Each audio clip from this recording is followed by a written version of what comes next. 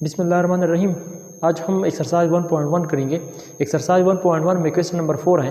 Question number 4 हमारे पास है, find all the solution of the following equation. इसका solution set हमने फाइंड करना है। इसमें पार्ट नंबर 1 है t² - 8t + 7 = 0।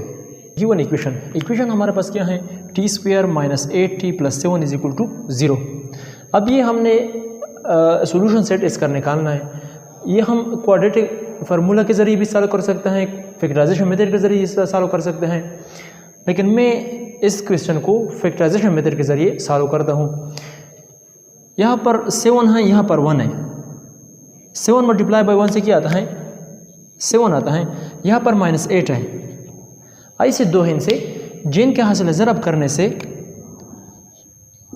ऐसे दो हैं से जिनके हासिल जमा करने से 7 आ जाए, वो है हमारे पास -7 - 1, -7 - 1।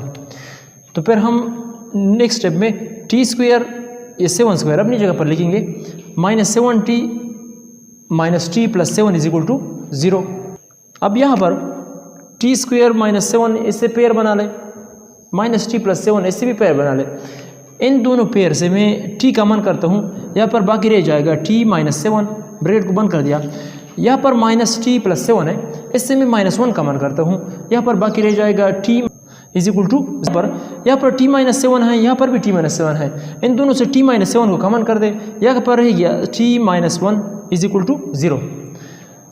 अब हमारे पास है नाइदर t - 7 = 0 और t - 1 = 0। एक हमारे पास यहाँ पर हमारे पास एक रूल है a b = 0। तो फिर हम इसको इस तरह लिखते हैं, a = 0 और b = 0। यहाँ पर ये रूल मैंने इस्तेमाल कर दिया। अब टेकिंग t - 7 = 0, -7 को मैं इस तरफ शिफ्ट करता हूँ, t = 7, t का एक वैल्यू आ गया हमारे पास +7।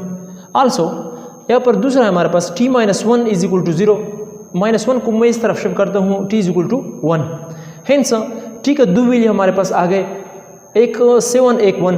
हेंस सॉल्यूशन सेट हमारे पास आ गया 7 1।